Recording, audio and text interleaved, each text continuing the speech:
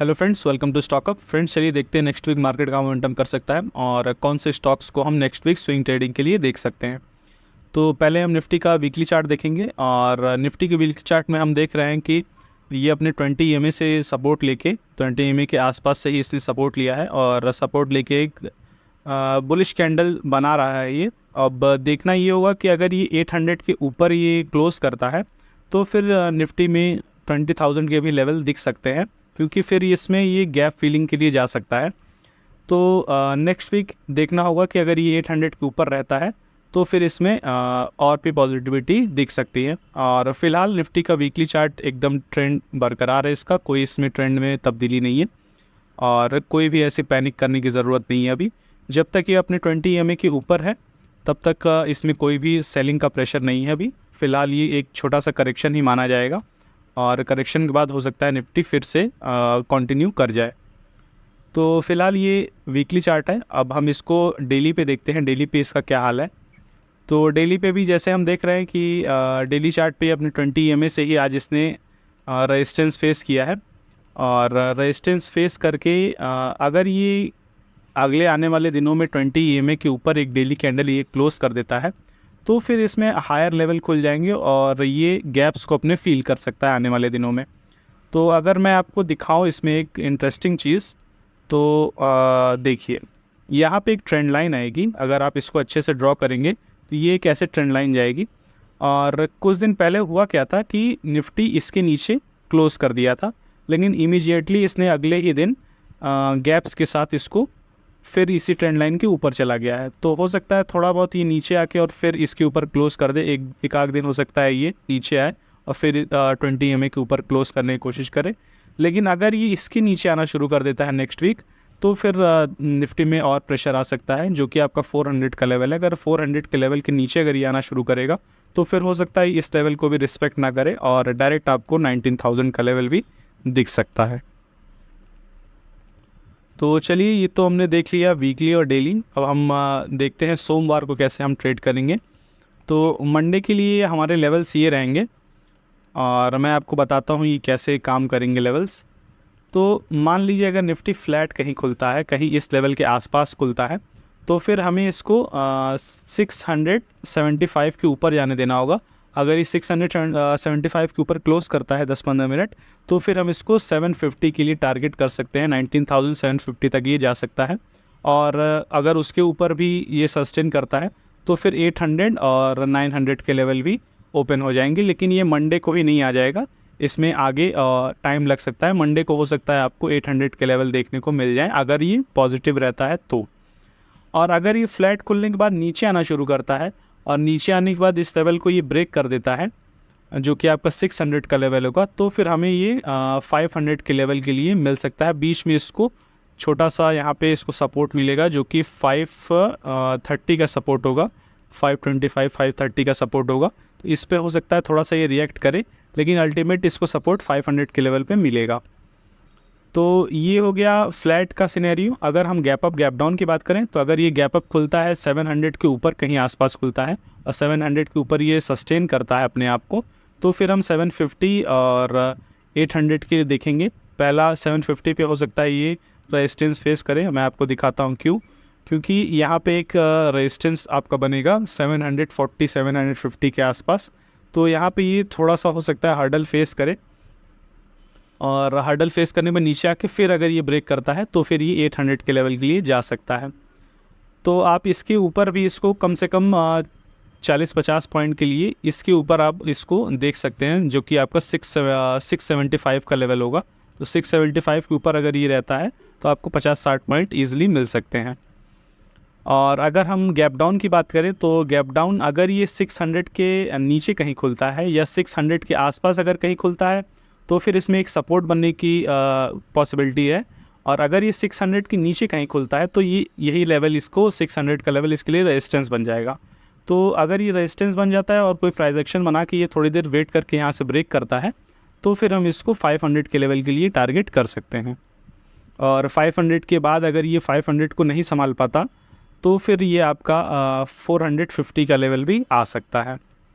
तो ये हमने मंडे के लिए देख लिया निफ्टी को। अब हम बैंक निफ्टी देखेंगे, और बैंक निफ्टी में पहले हम वीकली चार्ट देखेंगे। तो ये वीकली चार्ट मैं लगा लेता हूँ। और बैंक निफ्टी में भी आप देखेंगे ये 20 EMA का आप मैजिक ही देख लीजिए कि 20 EMA के नीचे इसने इस हफ्ते भी क्लोज़ नहीं किया है, और 20 EMA को इसने रिस्पेक्ट किया है। तो अगर ये यहाँ से सपोर्ट लेता है और ये अपने 600 के लेवल के ऊपर जाता है, तो फिर इसमें भी हायर टारगेट मिल सकते हैं आपको, और जो कि आपको 45,500 के लेवल भी आपको दिखा सकते हैं। तो इसमें भी एक बुलिश दिख रहा है सिनेरियो। और अगर ये इसके नीचे आना शुरू कर देता है, जो कि आपका 43,500 का लेवल होगा, अगर ये इसके नीचे कहीं आना शुरू करता है तो फिर इसमें एक बहुत बड़ा सेलिंग का मार्केट आ सकता है। तो नेक्स्ट वीक देखना होगा कि अगर नेक्स्ट वीक इसके ऊपर कहीं अगर एक बुलिश कैंडल बना देता है तो फिर हमें एक पॉजिटिव मोमेंटम मिल सकता है आगे।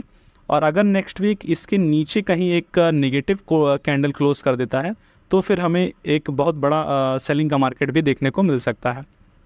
तो ये हमने वीकली देख लिया। अब इसको हम डेली पे ले जाते हैं और डेली पे देखते हैं निफ्टी बैंक क्या कर रहा है। तो डेली पे भी इसमें एक 20 EMA के आसपास का लेवल इसमें पेंडिंग है, जो कि 700 का लेवल है। तो 44,700 तक ये हो सकता है मंडे को ही जाने की कोशिश करें। और फ़िलहाल इसमें ज़्यादा मोमेंटम है नहीं, ये गैप्स में तो चल रहा है, लेकिन अगर आप इंट्राडे में देखें तो ज़्यादा आपको मोमेंटम मिलेगी नहीं, और बहुत ही ज़्यादा चॉपीनेस है मार्केट में। तो इंट्राडे में आप ज़्यादा कुछ ट्रेड नहीं कर पा रहे होंगे। तो ये 700 के लेवल को ये हो सकता है मंडे को टच करने की कोशिश करें तो आपको एक मोमेंटम यहाँ से हो सकता है मिले। अगर ये गैप बना देगा, और गैप बना के यहाँ पे अगर आ जाएगा तो फिर इंट्राडे में हम कुछ नहीं कर सकते। और अगर ये फ्लैट खुलता है तो फिर हमें यहाँ पे मोमेंटम मिल सकती है, 300-400 पॉइंट की मोमेंटम हम देख सकते हैं इसमें। तो चलिए इसको हम इंट्राडे में देखते हैं कि मंडे को हम कैसे ट्रेड करेंगे और मंडे के लिए क्या लेवल्स रहेंगे। तो मंडे के लिए हमारे ये लेवल्स रहेंगे और मैं आपको बताता हूँ ये कैसे काम करेंगे। तो मान लीजिए अगर ये 300 के नीचे कहीं आना शुरू करता है, ये यहाँ पे आता है, इसके नीचे अगर ये क्लोज़ करता है और यहाँ पे क्लोज़ करने के बाद फिर अगर ये यहाँ से रेजिस्टेंस फेस करके फिर इसको ब्रेक करता है तो ही हम सेल करेंगे, डायरेक्ट नहीं सेल करेंगे। अगर ये कोई प्राइस एक्शन बना कि ये आता है सेलिंग के लिए तो फिर हम इसको 300 के नीचे सेल करने की कोशिश करेंगे, और 150 हमारा पहला टारगेट रहेगा। और हो सकता है ये फ्लो में आपको 44,000 का लेवल भी दिखा दे। तो आप ट्रेल करने की कोशिश कीजिएगा, ना कि तुरंत ही बुक करने की कोशिश कीजिएगा। पहले आप ट्रेल करिएगा, हो सकता है इस गैप को ये फील कर दे एक ही दिन में। और अगर ये फ्लैट खुलता है, मान लीजिए यहीं पे कहीं आसपास खुलता है, और आसपास खुलने के बाद ये इसी पे ऐसे सपोर्ट लेके इस लेवल को ये ब्रेक कर देता है, जो कि 500 का लेवल है, तो फिर हमें इसमें 750 के लेवल देखने को मिल सकते हैं। और 750 के बाद हमें और भी बड़े लेवल्स देखने को मिल सकते हैं, जो कि आपका 44,900 के लेवल होंगे।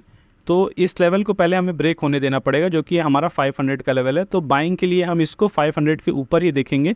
500 के ऊपर ब्रेक करिए 10-15 मिनट, अगर इसके ऊपर कंसोलिडेट करता है तो फिर हमें 250-300 पॉइंट मिल सकते हैं अपर रेंज में।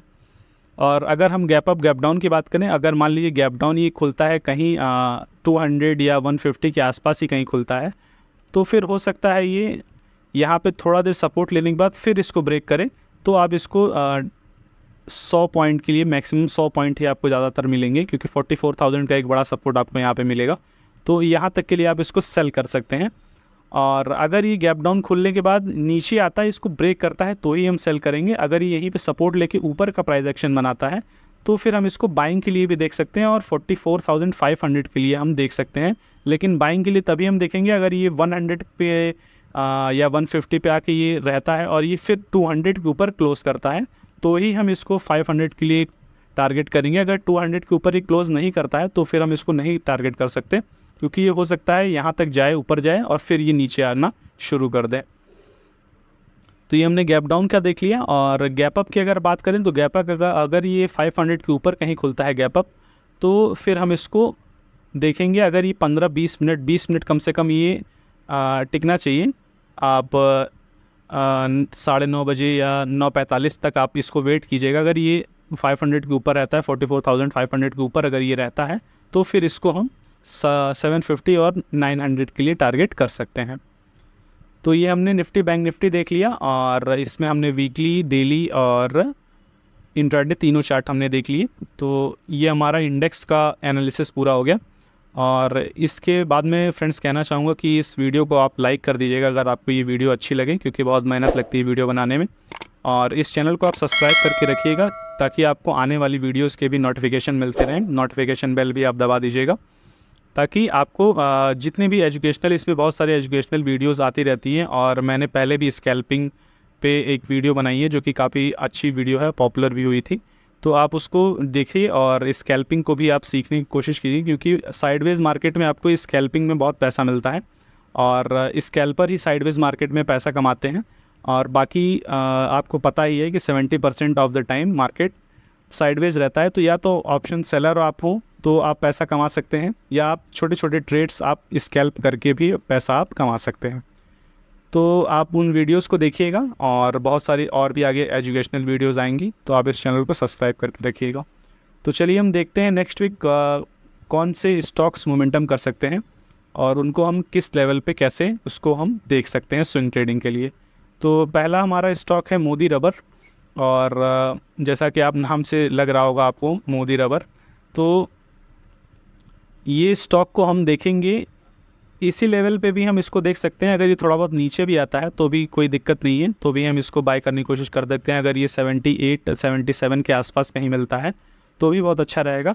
और इसका जो टारगेट होगा वो हमारा 86 का टारगेट रहेगा, जो कि यहाँ से अगर हम देखें तो तकरीबन 8-10% का टारगेट इसमें है पेंडिंग। और 86 के बाद भी इसमें और भी बड़े टारगेट्स हैं जो कि आपके 100 के टारगेट, तो आप इसको 86 के लिए तो फ़िलहाल टारगेट कर ही सकते हैं, क्योंकि ये हो सकता है थोड़ा बहुत नीचे आने के बाद ये 86 का लेवल दिखा दे। तो ये हमारा मोदी रबर हो गया। और दूसरा स्टॉक है हमारा GM ब्रेवरीज, और इसमें एक टारगेट पेंडिंग है अभी जो कि हमारा 880 का है, और 880-900 का एक लेवल है जो कि इसको आना चाहिए यहाँ पे। और इसको हम टारगेट करेंगे 790 के ऊपर। अगर ये 790 के ऊपर ये सस्टेन करता है 1-2 दिन, तो फिर हम इसको, पहला हमारा लेवल रहेगा आपका 850 का पहला हमारा लेवल रहेगा, और फिर हमारा 900 का लेवल रहेगा। बीच में 880 एक आपको हर्डल मिल सकता है, तो आप उस हिसाब से इसको ट्रेड कर सकते हो। और तीसरा स्टॉक रहेगा हमारा KCP लिमिटेड, और इसमें हम देख रहे हैं कि एक वॉल्यूम आई है इसमें बहुत अच्छी खासी, कोई सीरियस बायर इसमें इंटर हुआ है और इसने अपने इस रेजिस्टेंस को भी निकाल दिया। इसके ऊपर इसने इस हफ्ते क्लोज़ किया है, तो इसको हम टारगेट करेंगे समवेयर 147 के लिए। तो ये लेवल जो कि आपका रहेगा, ये यहाँ का लेवल रहेगा, तो 147 के लिए हम इसको टारगेट करेंगे। तो 147 और 150 ये लेवल ये आने वाले दिनों में दिखा सकता है, तो आप इसको उस अकॉर्डिंगली ट्रेड कर सकते हैं। इसमें एक छोटा सा हर्डल रहेगा 136 के आसपास। अगर ये इसके ऊपर निकलना चालू करता है तो फिर आप इसको 147 और 150 के लिए टारगेट कर सकते हैं। तो फ्रेंड्स इस वीडियो में बस इतना ही, और मिलते हैं हम अगली वीडियो में। बहुत जल्दी इसमें एजुकेशनल वीडियो आने वाली है, तो आप इस चैनल को सब्सक्राइब करके रखिए। Thank you friends.